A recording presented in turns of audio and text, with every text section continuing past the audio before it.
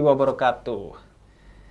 Ya, teman-teman, kembali lagi karena sudah disinggung sama Biksu Suryadi tentang perbedaan, bagaimana kita bersama di tengah perbedaan tersebut, pentingnya perbedaan, maka kita hari ini akan ngobrolin tentang toleransi. Perspektif 3 agama, yang biasanya saya sama Pendeta Yeri aja, sekarang 3 agama, bukan hanya Islam dan Kristen, tapi juga ada Harapannya Buddha. ntar bisa nambah lagi ya, Bib? Nah, harapannya bisa nambah lagi. Jadi kalian bisa share di kolom komentar. Misalnya kalian yang Hindu. Nih saya punya tokoh Hindu yang bisa diajakin. Atau yang Konghucu, atau yang Katolik. Saya ada tokoh gitu. Atau yang aliran kepercayaan. Kalau yang ateis atau tidak beragama sudah ada. Namanya Coki Pardede. Nanti kita jadikan dia hostnya aja. Agar lebih objektif. Karena nggak punya agama. Nah, mungkin diawali dari biksu. Karena kalau saya dan Bang Heri sudah sering ngobrol di Jeda Nulis tentang toleransi.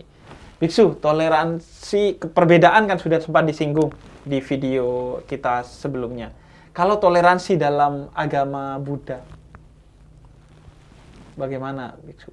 Kalau cerita toleransi, tentu saya pribadi karena Buddhis punya ajaran itu terlalu banyak. Memang benar, kita butuhnya tentang apa? Sebenarnya ada, di sutra-sutra pun banyak.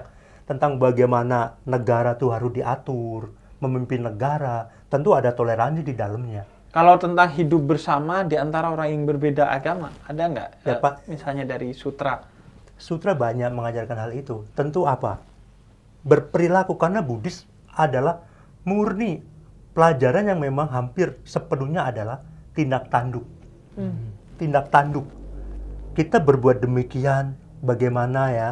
Bener nggak? Mengganggu nggak buat yang lain? Maka hukum karma itu sangat kental di dalam Buddhis. Apa itu hukum karma? Hukum Kalau karma, dalam perspektif Buddhis? Hukum karma yang paling gamblang ya, berpikirlah sebelum kita berbuat sesuatu. Kita mau bicara, apakah ucapan kita itu menyakiti orang lain atau tidak? Kita bicara berapa banyak orang yang tersakiti. Ketika saya bicara kasar, orang itu merasa terhina atau enggak. Nah di situ, maka ada namanya etika dalam berbicara. Nah itu tercantum di dalam satu bentuk moralitas ya. Mungkin sering dibilang kalau yang umat awam sering dikenal sebagai Pancasila. Pancasila berarti 5 sila. 5 sila tentu ada 5 sila negara. Ketuhanan yang Maha Esa. Tapi kalau secara Buddhis, Pancasila Buddhis bukan itu. Apa aja Pancasila? Jadi apa ya?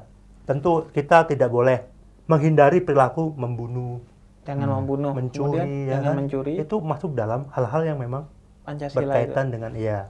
Apa aja itu Pancasila? Tidak menghindari dari pembunuhan, terus? dari mencuri. Terus seks ya. Jadi tidak berzina lah mungkin. Tidak berzina. Ya terus? kan? Terus tidak melakukan atau perilaku ucapan Tidak yang menyakiti. ucapan yang tidak membawa sesuatu yang mungkin sekarang hoax ya. Hoax, berita hoax, ucapannya tidak mengarah kepada fitnah. Terus ada lagi apa? Ada lagi tentu tentang minuman.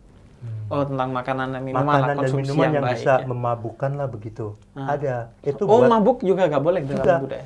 Maka kita melatih diri untuk menghindari minuman yang bisa menyebabkan hilangnya kesadaran. Seperti alkohol, jangan berlebihan. Kalau bisa dihindari. Kalau bisa menghindari lebih baik daripada sedikit kan nggak mabuk. Dengan sedikit nggak mabuk mungkin kok ketagihan, lama-lama juga mabuk. Lama banyak juga iya kan. Jadi menghindar lebih baik daripada nyicip. Kalau nyicip langsung bisa berhenti, mungkin efeknya nggak terlalu hebat. Nah, tapi kalau itu urusan enak, lagi-lagi ujungnya kan mabok. Iya, urusan itu kita sama kayaknya. Di Islam itu